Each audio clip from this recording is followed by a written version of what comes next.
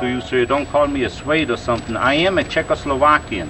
I was trained in Vienna and in Rome. I went to the Academy of Fine Arts in Rome and in Vienna. But in 1948, I left for Sweden and studied with Stig Lindberg and Wilhelm Koge. And so in 1952, I came back to this country.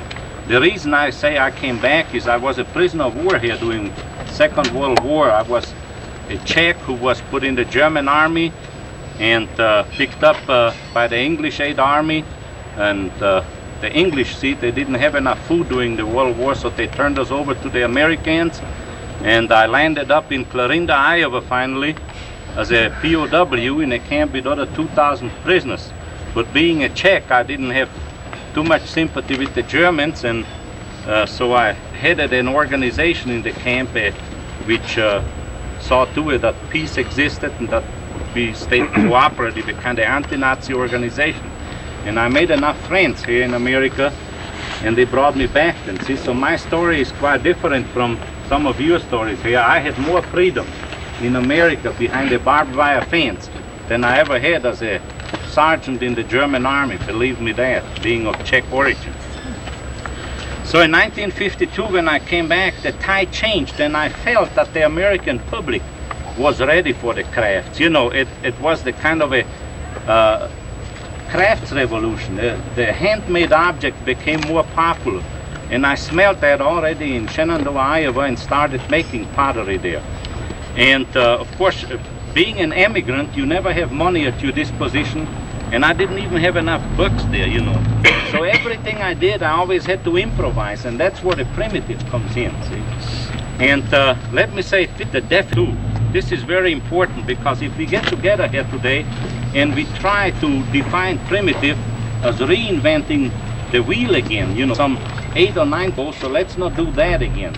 But if you redefine primitive approaches as approaches of improvisation, of doing the best with what we have, then I think you all can learn a lot from whatever you are watching, glass blowing or pottery here or macrame down there, because this is probably the crux of the craftsman in America, that for a while there we went too much by the book and bought too much things. I was appalled when I came to Des Moines, to the Des Moines Art Center in 1954 the first time, and they had a wonderful pottery, but they used California clay. Can you imagine? Iowa is in the middle between the Missouri River and the Mississippi River, and they had something they called a butcher mix, a butcher clay, which is a plastic Vitrox or PV clay from California. Now that just kind of, you know, shook me up there. And so I told them that not about 40 miles away in Sergeant Bluffs, Iowa, at the council, they made the most beautiful high fire bricks there out of natural clay, plastic stone block clay, beautiful buff clay, and that they just had to go and pick it up. They would give it to them free. Well, all those ideas boiled in me, you know. For the years I was here, I just made pots always, and eventually I made enough pots that there's probably in every 5th household there is a pot. Finally, I thought the president will step on a pedestal once and say, well, I'll promise a Cadillac in each garage and a Kriwanek pot on every table. See? He didn't do that yet, but I hope one of those days he will. It would be good for the craftsmen.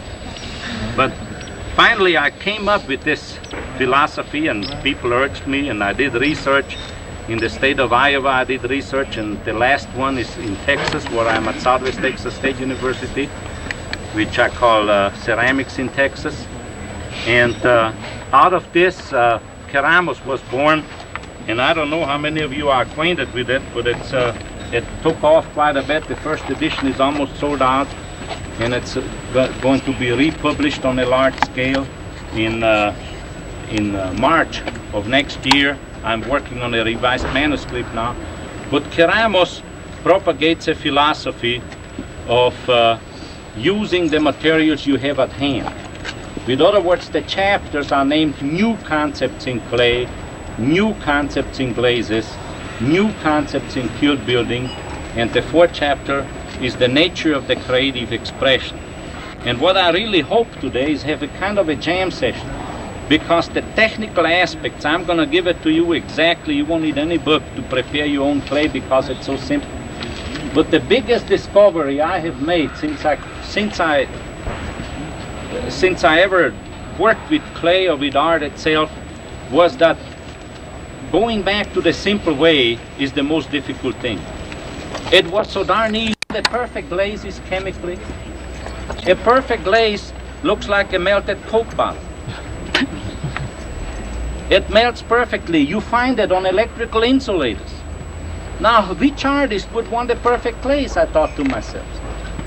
And so I found out actually, and this is a scientific statement, as funny as it might sound, is that the success for an artist potter doesn't lie in chemical perfection, but it lies in the little imbalances, in the impurities, in the little off-the-track kind of things you find in a different locality. And that you should take that and then fix it up, doctor it up to the point where you can use it, and then use it. And that's the thing I want to talk about. I mean, it's earth matter. And so we should be able to pick up any dirt from any driveway, and I actually make a lot of glazes from people's driveway dirt. Somehow they think this is real fancy, you know, if they have a plate at home which looks pretty, and then they say, well, he made the glaze out of our gravel there on the driveway, see? And as such then, we have clay everywhere we are. Even if you live in the desert, if you go under the sand a little bit, or you have places where the sand is blown away, you should find earth matter, some kind of a sandy soil, a sticky, loamy type of thing. Now the question is then, to make use of what we have, you take that and doctor it up. That's the secret. See? You don't find perfect clay all over the world on every spot you step, but you do find, what do you call it, improvable clay every place you are. And I saw a few beautiful deposits here. Let's go and test them. Remember now, for high school teachers, that's beautiful because the kids find out it's one little fancy.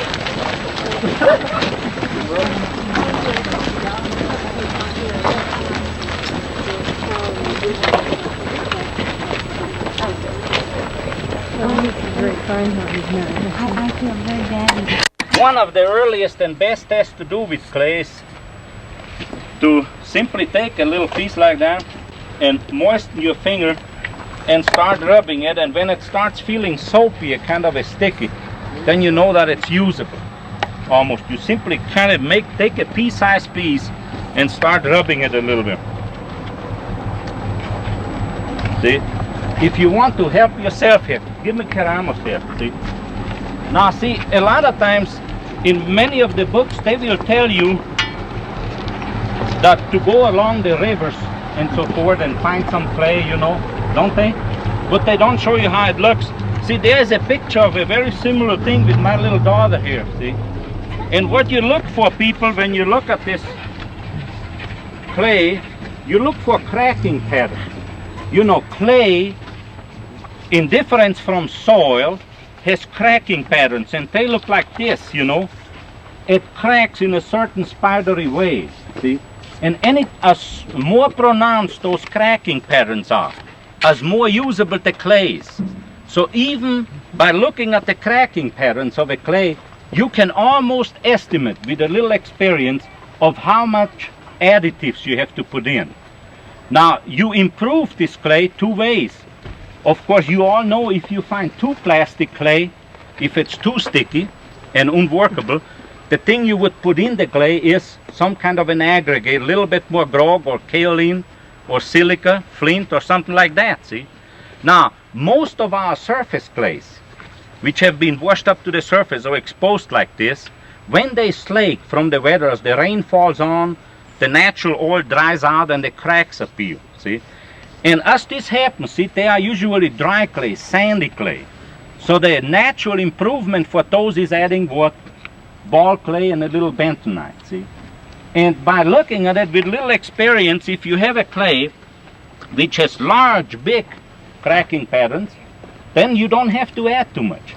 It means it's plastic enough, and you will test it later on once you sieve it through and get the rocks out, and you prepare the clay and you make a noodle like a pencil, you know, and wrap it around your finger, and it won't crack. Well, as long as it cracks, you add a little ball clay always. But this clay, is fairly good and could be used probably with about 10% of ball clay, I can tell you right now, and we will make the test. Go ahead. Sorry, what is ball clay?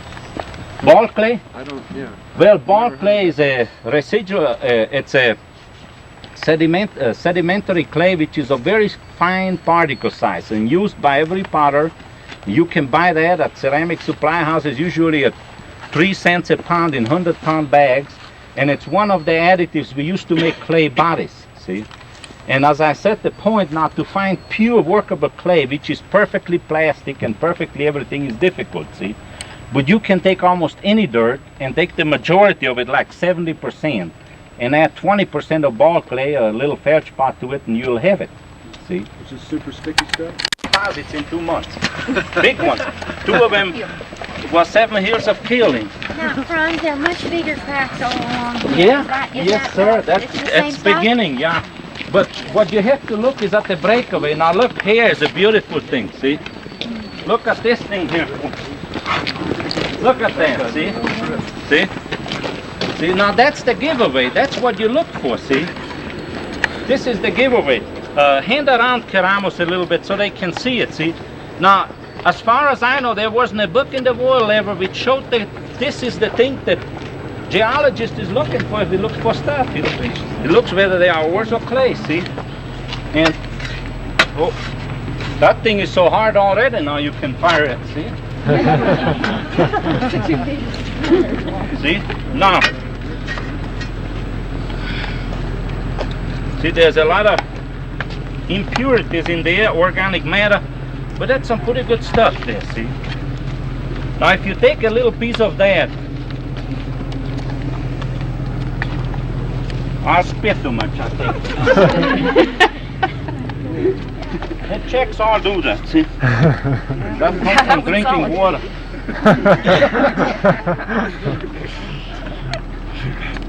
See, if you take a little piece of that and really wet it down a little bit and handle it, and it'll feel like soap right away. See? It gets real slick. See? Does it? See, now that's your clay. See? You know exactly that's pretty good and workable clay. Now, I would like to let those trucks by first. It's a kind of a vein. See, notice it's always into the topsoil. It starts here, see? And once you have that, you dig your clay. And how many of you don't know how to prepare clay? Shall I go through it real fast? Would you like us to, being primitive? Well, the next, I'm primitive. I'm not calling you primitive. The next thing you would do, you would take a few empty boxes, of course, and dig some of that stuff and take it home, see? Now, if you had time, you would let it dry. The best thing to do is to just take this stuff and throw it into a corner behind the garage or into a sunny spot and leave it there for a couple of weeks. If it's a good clay, it always contains natural oils and they have to dry out before it slakes. If you take this clay a little bit from the bottom, see the surface clay is dried out. So it would slake immediately. If you put it in water, it'll break up in fine particles, see. But as deeper you go, as harder it would be if you take that lump. And if it's halfway good clay and you put in water, it'll lay there forever. It'll just stay that way, see? Because of the natural oils, don't let it break up. It doesn't break up. So you have to dry it out, see? And after drying out, you break it up with a hammer, you throw the little sticks and little roots away, and then fill it up in buckets and cover it with water like you would when you boil potatoes. The ladies know it, just cover them barely, see? And then if the clay has been dried out, it will break up, see? In very fine particles. I mean it, it'll get real mud, a very soft mud, a slip, in a slip form. And from then on, there are several ways you can withdraw the water from it. Plaster bats is the simple thing. And we got 4 little plate-sized plaster bats with us, so we can't manufacture too much clay here, but if anybody wants to go through the motions here, he can do it, see.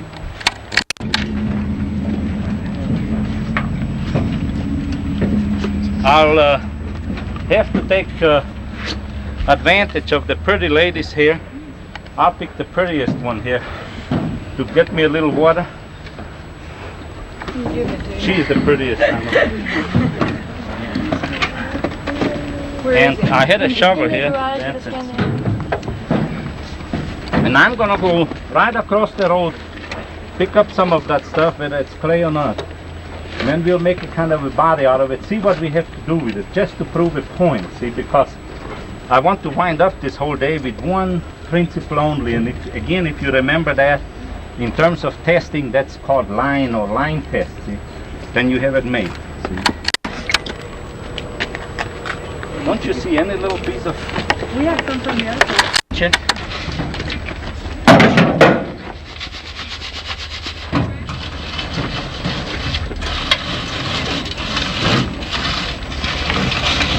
Once this thing is dried out,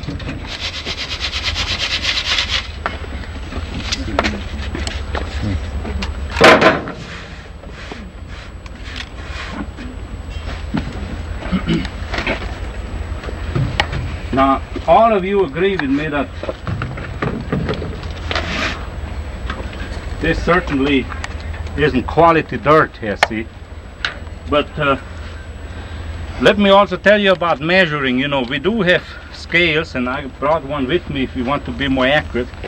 But being primitive, anything you measure with, as long as you use the same thing again, you always measure in ceramics in terms of proportions. You never measure in terms of, don't even imagine it of like grams or something like that. In case you use grams or pounds or something, those are proportions just as much as 1 cup to 10 other cups or whatever you speak of. So I just go through with the primitive team and take 1 level cup of that dirt, see, and if I would run a test now, see, I would take 1 cup of the dirt and then a small cup of ball clay, see, ball clay, because I knew it needs something like that. See, then mix this thing together and just make a body out of it. See, now a good mixing action, if you want to really mix professionally in a primitive way again, I use paper bags in my studio, but they are 10-pound bags. I have them in there. See, pour that in a paper bag, mix a little bit here. I do that most of the time, especially with the girls. I always miss.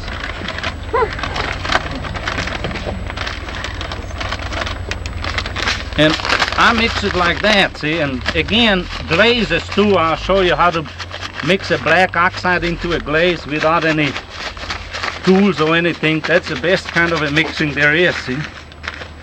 And if it comes out now, watch it, see. It couldn't be mixed in better. Here in the sun you see it, see? That's perfect mixing in a paper bag. Don't let anybody ever kid you. And then we'll put our water a little bit in just a tiny bit. You probably need those plaster bats too. They are in the garage. Yeah.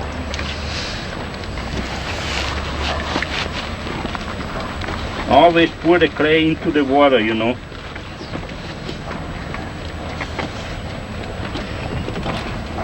Pour a little bit off. Pour the ball clay off again. Smart.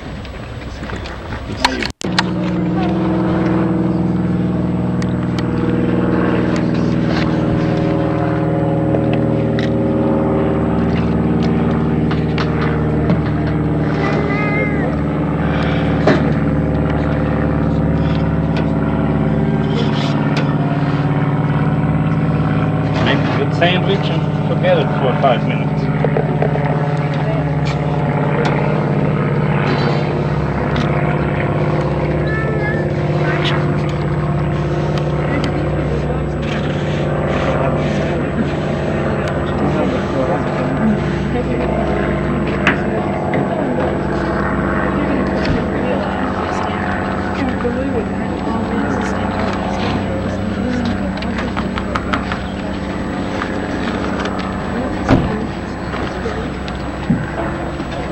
Now, of course, when you go ahead and do that at home, you probably find much better clay than we do here, see? So it's gonna be easier, but that's all there is to it. That would be the second test in the line now, see? And you could run about, usually on clay, 3-4 is enough, see? But once you run 3 or 4 tests like that, and they can all be done within an hour, see? What's in the second batch? There's You said 2 ball 1 cup of clay and 2 little cups, 2 timbers of ball clay, see? Then 1 cup of clay and 3 timbers of ball clay, see? Till you arrive at a good mixture, see? Upglass. So I tested first with Barclay. Bentonite adds tremendous amounts of plasticity. You should never use more than 0.5% or 1%, see? But only if you have to. Otherwise, it's so fine. Bentonite is clay with such fine particle size that it's almost slimy, see? And it's better if you don't use it, only if you have to use it. Go ahead with it, see? Okay, there's some more slip, see?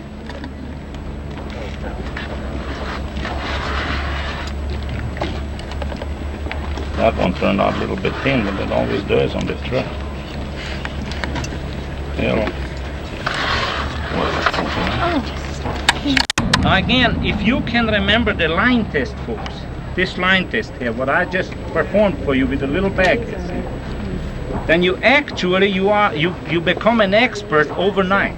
And I'm not exaggerating, because I'm gonna show you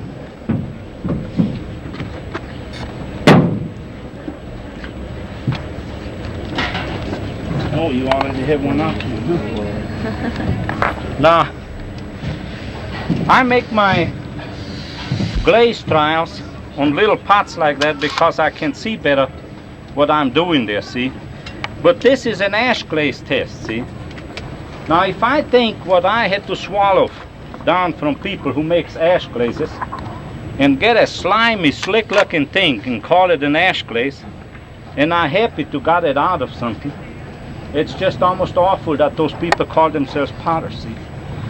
Good ash glazes can be as matte and as beautiful as anything else. And let me line it up a little bit so you can see number one.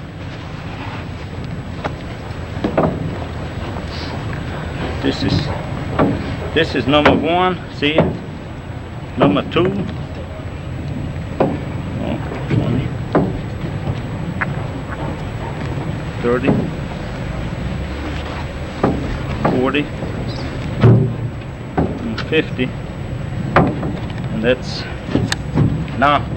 that's the simplest of all the ash glazes I have ever made, and it's one of the most effective. This one has 0.5% of cobalt in it, and it's simply made by 1 cup of ashes, 1 cup of ball clay, 1 cup of feldspar. And at cone 9, that's what you get. And everybody almost at college aspires to cone 9. Now this is a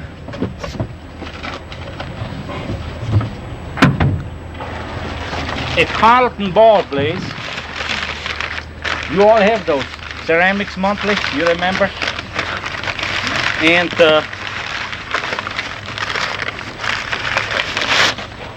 it looks on a pot like this, and I just went ahead and took that glaze and added 10%, 20%, 30%, 40%, 50% of ashes to it. What type of ash? Any. And my ash is never washed. Another misconception. And I think Bernard Leach, who is a friend of mine, I get letters from Mrs. Leach every month, explained it, you know, because in Japan they have a ritual about washing ashes and all that for certain purposes, and I'm not knocking that, but I'm just making a statement that it isn't necessary. Because actually by washing an ash, what are you taking out? Well, you are taking out all the solubles, exactly the things that make that ash soft nicely, see? And you are washing the borax out and all those things, see? So I just sieve my ashes, see? And this is a wooden ash from a fireplace, and just sieve it through about a 60 mesh screen, and that's all you do with that mesh, see? And then take any glaze in the world And to show you my mixing action, I'm kind of proud of that always. because I have seen people push it through the sieve and they just go to all trouble in the world. They got to have little mixers and make them out of drills. Is that true? See? And it's so easy. See? Look, you can take any chemical. I like to take a white chemical because the ball clay looks too much like ash.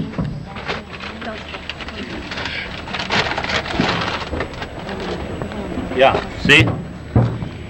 This is the important thing. This is, I don't know whether it's feldspar or something. Pour it in the bag. What is ash? Put the ash to it. See, the ash is gray. See? Can you see the mixture? See? You've just got feldspar and ash in there. Well, I'm not making a glaze. I just want to show you not to go mix in a primitive way, the best way, see? And it's funny how fast it goes, you know. You don't have to do that a half an hour. In a studio, I can run 10 samples in an hour, see? Especially with my wife standing with the whip behind me. See?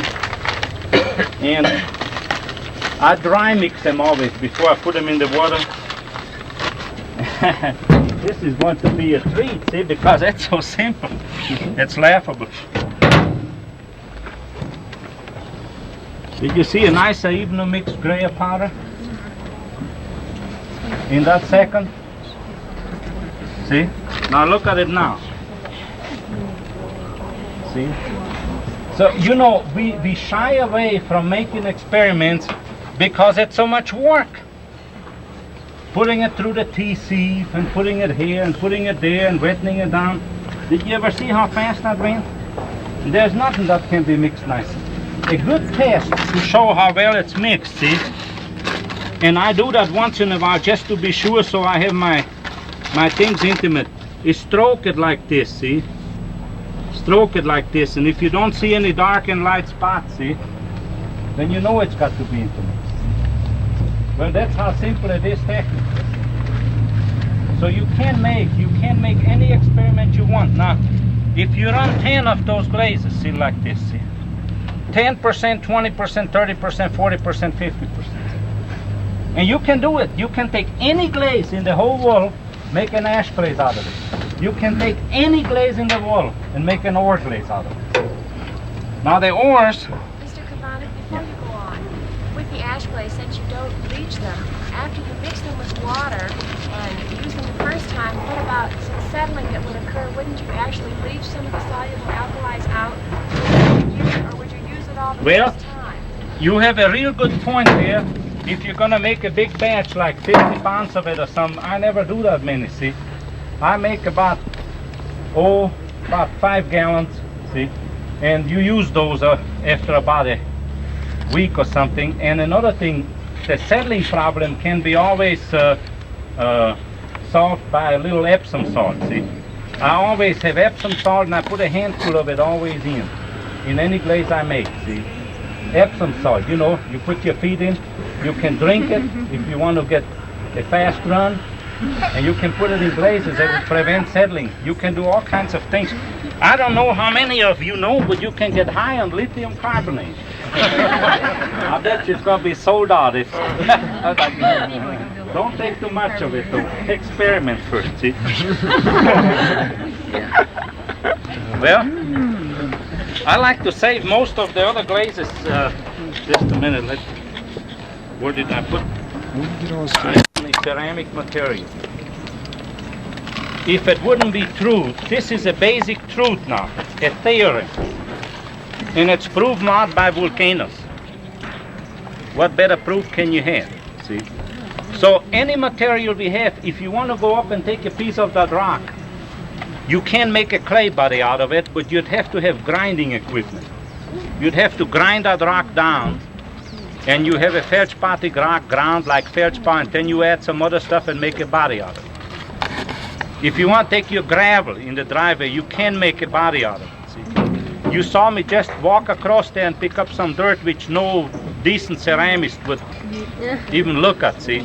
You can make it. I'm exaggerating. This is to dramatize, but am I getting the point across, see? So looking for clay in San Francisco when you live in Texas or when you live in in Colorado doesn't make sense. See? Now the question is, you take what you have and then improve it. The best way to improve it, that's the whole point, is the line test. And the line test is made very easily. You don't have to even have a scale. Measure with a cup, mix with a bag, mix them together, make them, see. You can do that in the quiet of your own studio much better than I did it here, see. I bet you it looks great off your heart.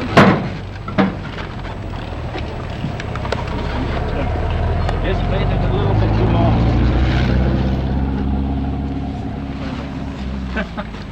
Talk, huh? Now, provided you age that a little bit, hand it around a little bit. This is 10%, see? This was 10%, see? So this one was a little... Talked about those blades now. Now, see away already as it smears here. You can see that there were already good results. Can you see it? See? The grease kind of a thing. 20%, I think probably 25-30% of additives with a 0.5% of thing would have made it pretty nicely, see? And I apologize, but I waited a little bit too long, see? Can we work a little water in there?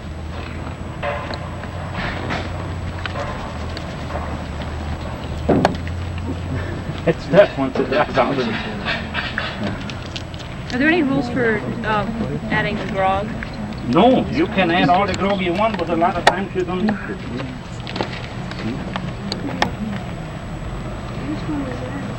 That was 20%, see? Yeah, see? This is pretty good clay already, see? See, and I think it would need to about 25 or 30%. Anybody wants to feel?